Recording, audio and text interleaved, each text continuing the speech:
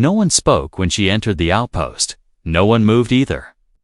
She stood in the doorway, soaked from the rain, mud on her feet, and steam rising from her strange alien skin. Her eyes glowed like hot coals in a dying fire. A mother pulled her. Child close. A trader dropped his tools. A guard reached for his rifle, then stopped, because they all knew who, what she was. She was one of them. The Emberkin, a race used as living weapons in the last Galactic War. They didn't fight with guns or ships, they were the weapons. Their bodies glowed with energy. Their eyes could burn steel and everyone in. Sector 9 believed they were extinct, but here she was, Maul, alone. And terrifying, she didn't speak. She didn't blink. She just stared. And then she walked slowly through the market square. Everyone backed away like shadows fleeing the sun. She moved like a ghost, but there was no wind. Only silence and fear, until one man didn't move, didn't run. His name was Jack Halden, a former engineer. Now running a repair shed at the edge of the colony, he watched her step in front of his workshop. Her legs were trembling, her arms scratched and bleeding. One foot dragged like she had been walking for days. Jack stepped out into the rain. Hands up, not threatening, just open. He had seen war, seen what Emberkin could do, but this girl. She didn't look dangerous. She looked tired. "Hey," he said softly. "You all right?" The girl didn't reply. She stared at him like she didn't understand the question, or maybe like she had never heard kindness before. Behind him, a man shouted, "Jack, get away from her. She's not safe." Jack ignored them. "I've got a heater inside," he said, still calm, and bandages. Still no answer. But her head tilted slightly. Her glowing eyes dimmed a little. Then suddenly she stumbled. Her legs gave out, and she collapsed face first into the wet ground. The entire square gasped. Jack ran to her, kneeling in the mud. She was breathing barely. Her skin was cold, her hands shaking. He reached out to lift her gently, slowly like you'd lift a broken bird. But the moment he touched her shoulder, her hand shot up and grabbed his wrist. Her grip was weak, but her eyes flared bright again, burning gold and red. Everyone watching thought he was done for. But Jack didn't pull back. "It's okay," he whispered. "I'm not going to hurt you." She blinked, and for the first time, her lips moved barely. One word. Broken. Quiet. "Why?" Jack swallowed. He had no answer that made sense to others. But he spoke from the heart, "Because you look like you need help." And with that, she released his wrist. Her eyes closed, and she passed out. The guards didn't stop him as he picked her up. No one spoke as he carried her inside. Everyone just stared at the man who touched the monster and lived inside the workshop. Jack laid her on a cot near the heater. He pulled off her soaked cloak, revealing burns and cuts, some fresh, others deep and old. He didn't know her name, didn't know why she was here, didn't know if helping her would get him in trouble. But something in him refused to leave her out there alone. He wrapped her wounds, cleaned her hands, placed a blanket over her small body. She twitched in her sleep. Like someone running from nightmares, Jack sat nearby, watching the rain hit the window. And then, after some time, her voice came so soft, he almost didn't hear it. "Are humans always like you?" Jack turned, surprised. She was awake, barely looking at him through half-closed eyes. He smiled. "No," he said. "Most would have left you outside." She looked away. "I would have too," she whispered. "Before?" Then she closed her eyes again. Jack leaned back in his chair, not knowing what would happen next. But one thing was certain. The girl with burning eyes had just met the first human who didn't fear her. And everything was about to change. The next morning, rain still whispered on the tin roof. Inside the small workshop, a soft heat filled the air. The girl was awake, sitting on the edge of the cot. Her glowing eyes scanned the room, nervous, ready to bolt. Jack didn't face her. He stood at the stove, stirring something in an old metal pot. The silence between them was heavy. Not dangerous, but full of things unsaid. Finally, Jack turned with a bowl in hand. "Food," he said simply, offering it. The smell hit her first, rich, strange, warm. Her stomach growled loud. But she didn't move. Jack waited, holding the bowl. She stared at it like it was a trick, like it might explode. "Poison?" she asked, voice cracked and raspy. Jack gave a small smile. "Tastes bad, but no, it's safe." Still, she didn't trust it. So Jack took a spoon, sipped from the bowl, then offered it again. She watched closely. Waited a moment, then, finally, she reached out. Her fingers shook as she gripped the bowl. She held it like something sacred. The first spoonful made her pause. Her eyes blinked twice, and then, like a dam breaking, she ate fast. Slurping, spilling, panting, as if she hadn't eaten in days. Jack didn't say anything. He just watched, feeling something twist in his chest. She finished in less than a minute and dropped the bowl, then stared at him suspicious again. "Why feed me?" she asked. "You don't even know me?" Jack shrugged. "I saw a girl bleeding in the rain." He said. That was enough. She looked down, her voice soft. "I'm not just a girl."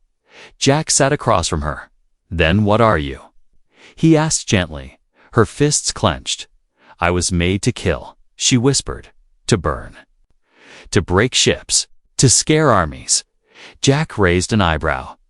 "You're good at scaring," he said, trying to smile. But she didn't laugh. Her face stayed blank. "I don't remember my real name," she said slowly, "but the humans called me sorry during training." Jack nodded. "All right then. Sorry," he said. "I'm Jack." She tilted her head. "Why do you keep talking like I'm normal?" Jack leaned forward. "Because you're here, not out there destroying colonies," he said. "And you haven't burned my home yet?" Her mouth twitched. Maybe it was the beginning of a smile. Then boom.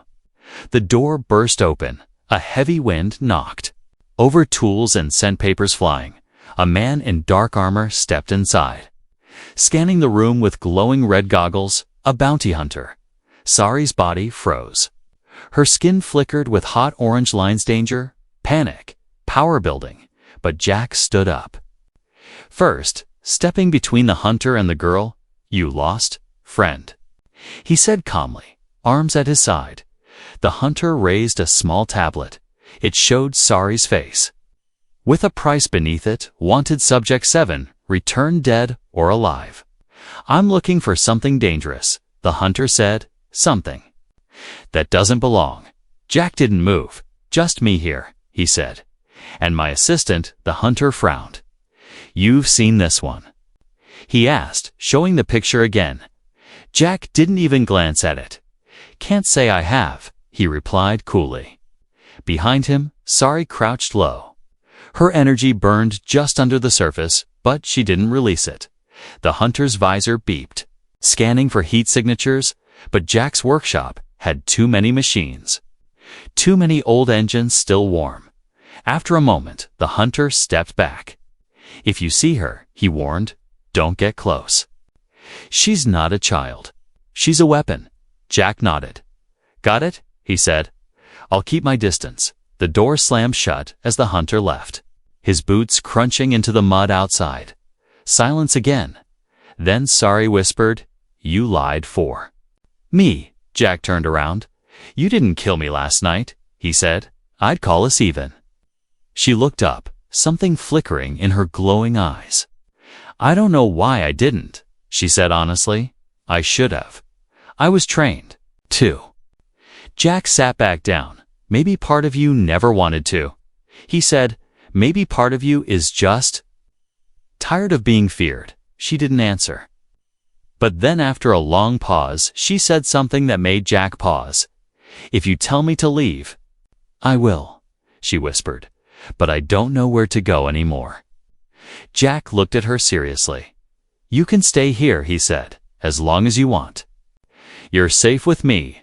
Sari blinked, her hands gripping the edge of the cot. No one had ever said that to her before. Not since she was taken. Not since she was turned into a weapon. Now, she didn't feel like one. Not with Jack, not anymore.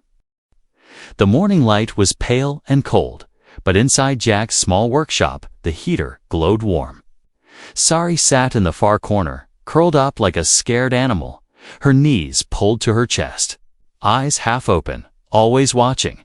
Jack moved around the workshop like normal, pretending not to notice, but he noticed everything, how she flinched at loud sounds, how her head turned sharply whenever the wind whistled through the cracks, and how she hadn't touched the dry bread he'd left by her side the night before.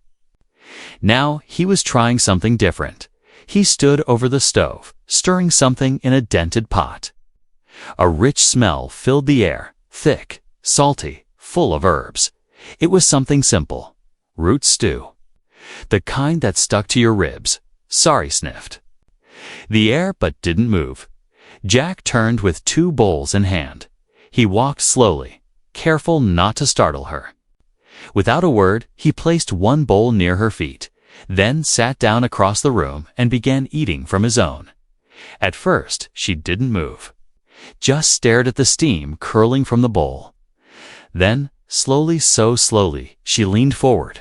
Her fingers trembled as she reached for the spoon, but she didn't use it. Instead, she picked up the bowl and drank like she'd never tasted real food before. Soup spilled down her chin, her hands shaking. She coughed, then drank more. Jack watched her with quiet eyes. She was like a starving wild thing, so hungry, but afraid it would be taken away. When she finished, she set the bowl down gently, like it was something precious. Then she looked at Jack. Her voice was barely above a whisper. "What was that?" "Root stew," Jack said, smiling. "Local stuff. Tastes better when you're not starving." She looked down, ashamed. "I didn't mean to eat like that," she murmured. "I just forgot how to wait." Jack shook his head. "You don't have to explain," he said. "You're safe here. Eat how you want." Silence settled again, but this time it wasn't heavy. It was warm. For the first time, Sari wasn't trembling. Her shoulders relaxed a little. Her eyes glowed softer, less like fire, more like sunset. Then the dog barked. It was Jack's old mutt, Scruff, a 3-legged animal with scars and a droopy ear. He limped into the room, sniffed Sari's bowl, then sat beside her. Wagging his tail once, Sari froze, her breath catching in her throat. She pressed back into the wall like she was about to be attacked. Jack raised his hand gently. "It's all right," he said. "He won't hurt you." The dog nudged closer. Sari's hand moved slowly toward his head, then stopped, fingers hovering an inch away. Scruff leaned forward and licked her fingers. She gasped, then let out a strange, quiet laugh. It was a sound Jack had never heard from her before. Light, awkward, but real. "Why does he like me?" she asked softly. "I'm not normal," Jack shrugged. "Maybe he sees something the rest of us missed," he said. "Maybe he knows you're not as dangerous as everyone thinks." Sari looked down. Her fingers stroked the dog's fur gently. "I burned a man once," she whispered, on command. "Oh, I didn't want to, but they forced me." Jack's smile faded. He didn't interrupt, just listened. "They told us we were made to destroy," she said, voice tight, "that our only value was fear. If we didn't kill, we were useless." She looked up. "But you gave me food." Jack leaned forward, elbows on his knees. "They lied to you." "Sorry," he said.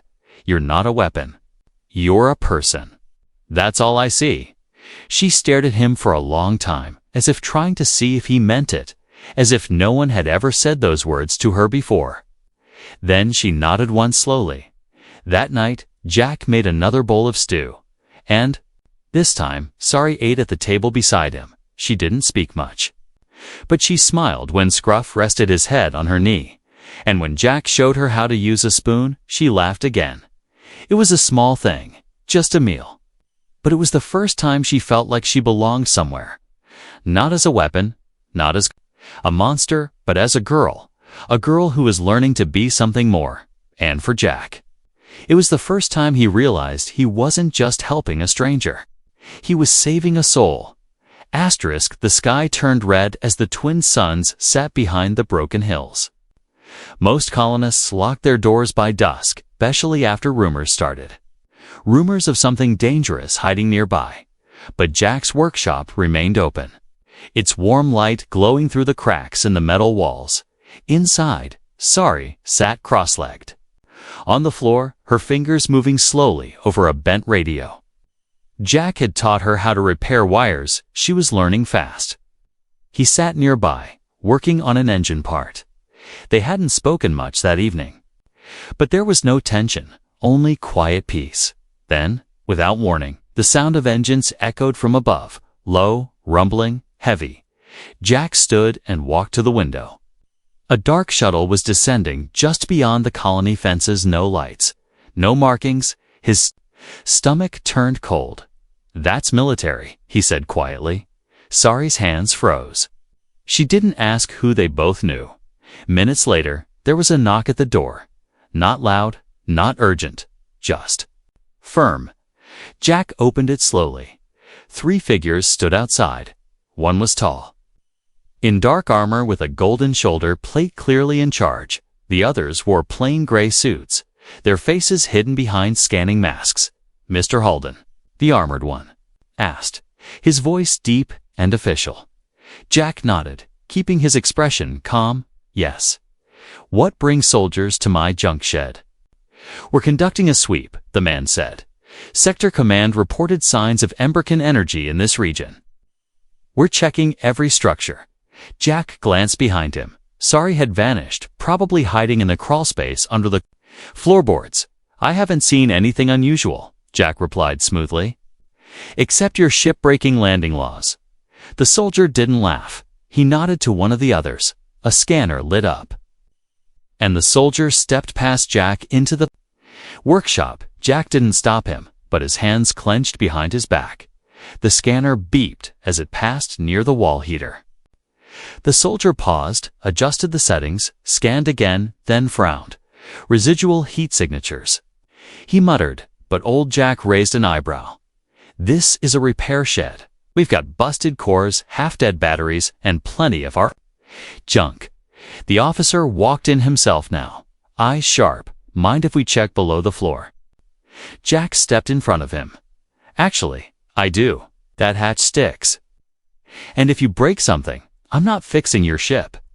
There was tension, now tight and sharp. The officer stared at him. Jack didn't blink. Finally, the officer stepped back.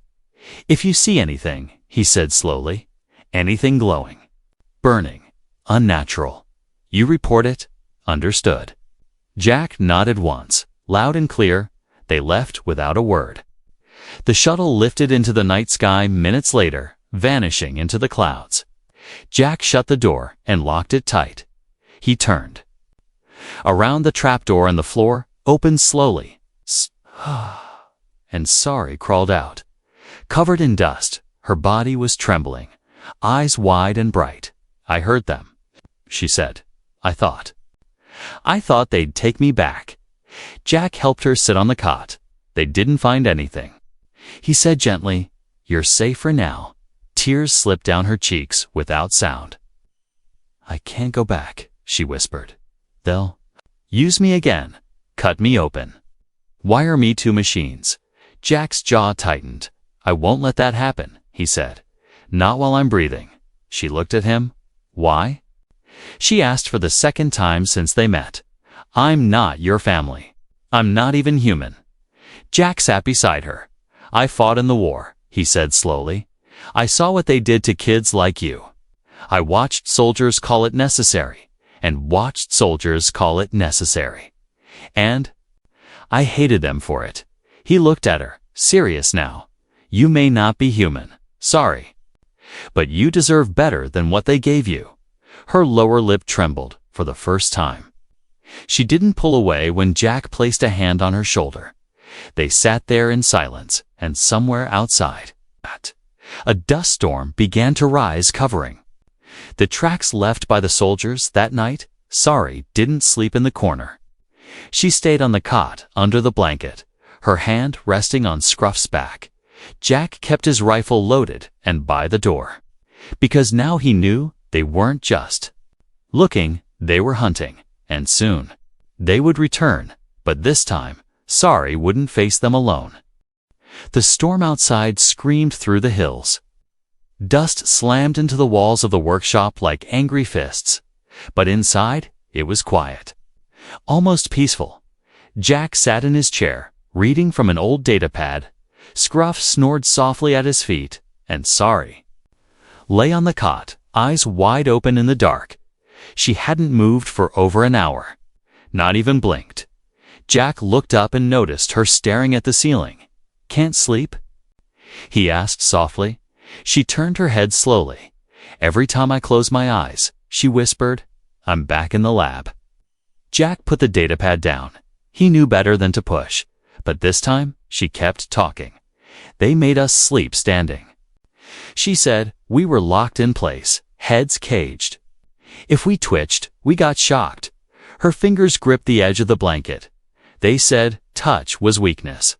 That pain was power. No one ever held us." Jack stood up and walked closer. He crouched beside her, gentle and careful. "You're not in that place anymore, Sari," he said. "You're here. No one's going to cage you again." Her eyes filled with something he hadn't seen before. Not fire, not fear, but confusion. "Why do you speak like that?" she asked, soft, calm. "It makes my chest feel strange." Jack gave a small smile. "That's what kindness sounds like," he said. "You're just not used to it." She blinked hard. "I don't know what to do with it," she whispered. "My body wants to run, but something else wants to stay." She looked down at her hands, the same hands that once melted steel, that lit up corridors with deadly heat. "Do you want to know what they made me do?" she asked suddenly. Jack hesitated, then nodded. "Only if you want to tell me." She took a shaky breath. "They dropped me on a rebel colony," she said. "I was 10. They told me to walk through the gates. My body exploded with heat. Walls melted. People screamed. They said I did well." Jack said nothing. Not because he didn't care, but because there was nothing to say that could make it better. "I didn't want to," she whispered. "But if I said no, they'd send another child. I thought maybe if I did it, someone else would be spared." Jack gently placed his hand on hers. Her whole body flinched, but she didn't pull away. Her skin trembled beneath his touch. It was hot, not from power, but from panic. "I'm not scared of your past," he said. "I'm scared of the people who made you believe that was all you were." Her eyes shone with wet light now. "I don't deserve your touch," she said, voice shaking. "I hurt people so many." Jack squeezed her hand just a little. "We all have pain in our past," he said. "What matters is what we choose." Now she stared at their hands, his rough and calloused, hers glowing faintly with power that hadn't faded. "You should be afraid of me," she whispered. "Everyone else is." Jack nodded slowly. "Maybe," he said. "But I've learned something important." She looked up. "What?" "That the most dangerous people," he said, "are often the ones who never got a chance to be loved." Her mouth opened, then closed. She didn't have words for that, but her fingers curled around his, a small motion, but powerful. It was the first time she had willingly touched someone since she escaped. The wind howled louder outside. Dust rattled the walls like bones. But inside that small shed, for the first time, Sari felt something safe. She lay back down slowly, still, holding Jack's hand. "Can I stay like this?" she asked, eyes half shut. "Just for tonight." Jack nodded. "For as long as you need." And that night, The girl everyone feared didn't dream of fire or chains or screaming. She dreamed of warmth, of the weight of a human hand, and of a life where maybe, just maybe, she wasn't a weapon anymore. The next morning, something had changed. Jack felt it before he opened his eyes, a warmth in the air. Not from the heater, but from her. Sari sat near the door, sunlight touching her skin, her eyes half closed, her body still. But her hair floated ever so slightly as if pulled by invisible threads. He sat up slowly. "You okay?" She didn't turn. "I had a dream," she said, voice calm but distant. "I saw myself flying. Not falling, not burning, just floating in the sky." Jack smiled. "That's a good dream." She nodded. "But when I woke up, the floor around me was glowing." Jack stood, looking down. Yes, faint scorch marks circled her. Tiny trails of heat etched into the wood. Sari finally turned to him. "I didn't mean to." "I didn't feel angry. I didn't feel scared. It just happened." Jack folded his arms, thinking. "What did you feel?"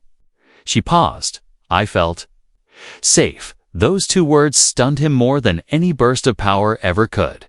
Then came the knock. 3 hard raps on the metal door. Jack froze. That wasn't the kind of knock neighbors used. That was military rhythm. He walked to the window and looked through the crack. 3 black armored figures. Same as before, but this time no scanners, no masks. They came with weapons ready. "Get under," Jack said quickly. "Now." But Sari didn't move. She stood up, her feet bare on the wood, her hair drifting again. "No," she said quietly. "They're not here to talk. They're here to take." Jack grabbed his rifle. "You don't have to face them," he said. "Not alone." She looked at him, as bright, calm. "Sad. If I don't face them, you'll die for me." Before he could argue, the door exploded. Inward, 3 mercs rushed inside, black armor shining, weapons drawn. "Stand down." One shouted, "Surrender the subject now." Jack raised his rifle, fired, missed, ducked. He rolled behind the counter as plasma bolts tore through his shelves. Sari stood in the center of the room. They aimed at her. "Do not move," one ordered. "Get on your knees." But she did move. Not to run, not to fight. She just breathed. And everything changed.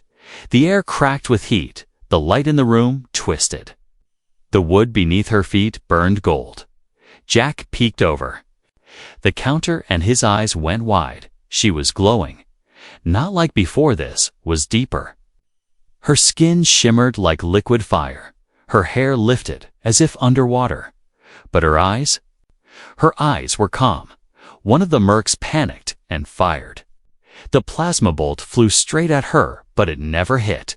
It bent. The energy bent. Curving around her body and slamming into the ceiling, she raised her hands low, soft, gentle.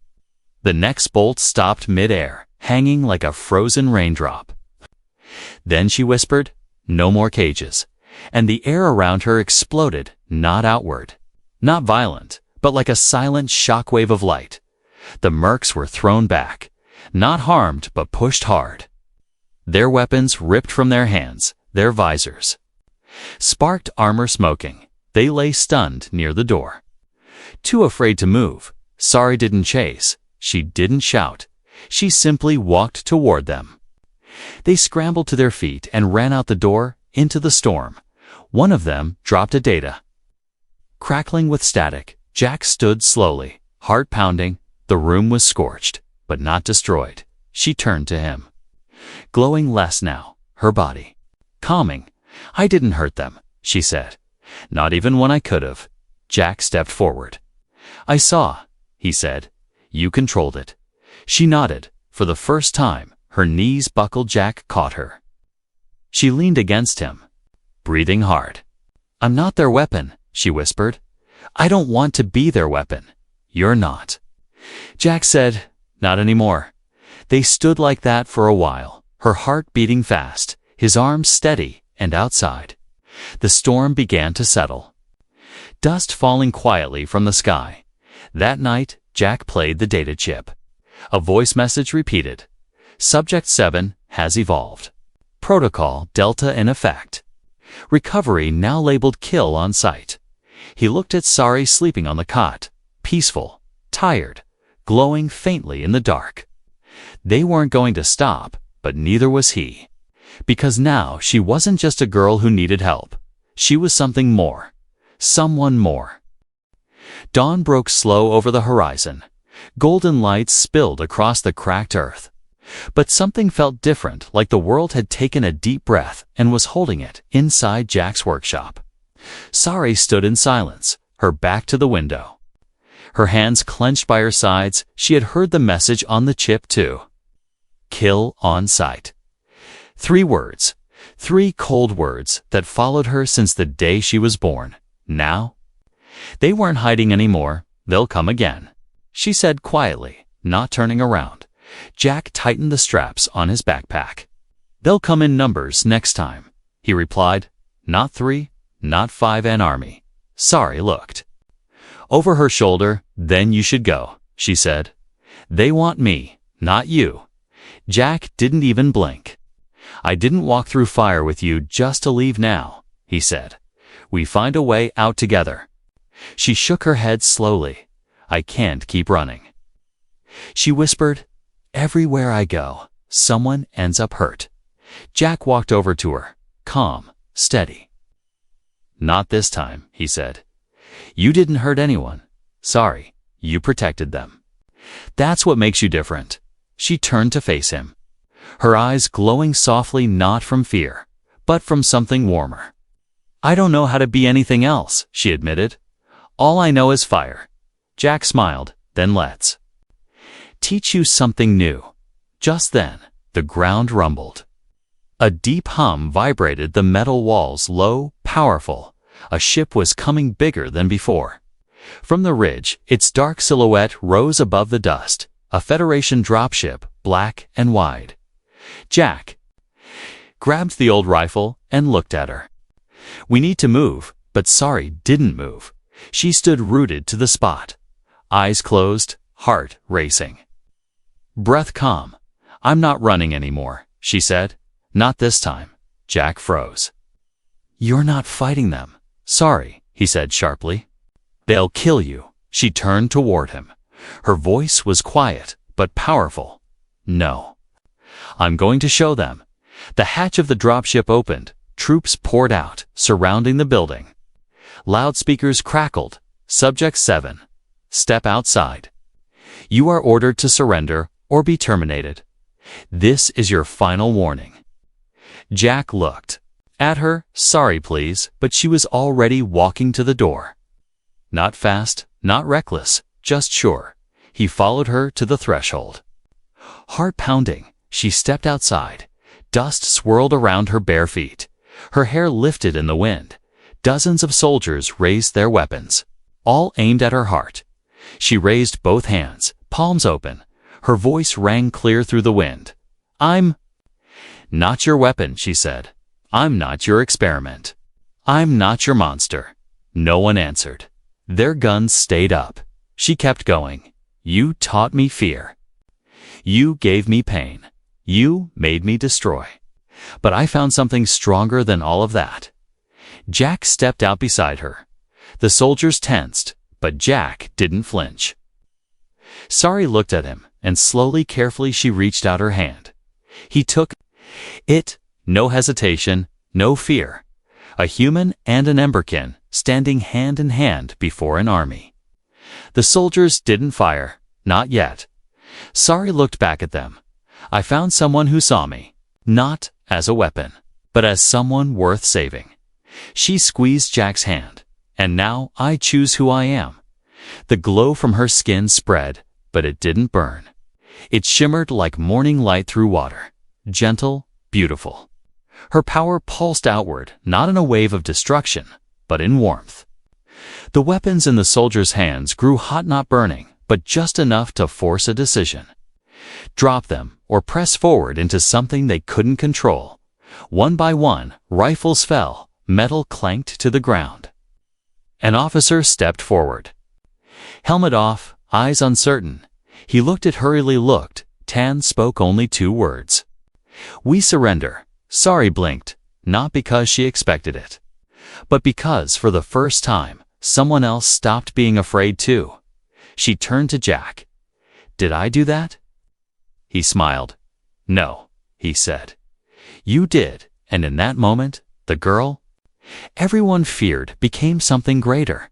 Not a weapon, not a project, not a ghost from war.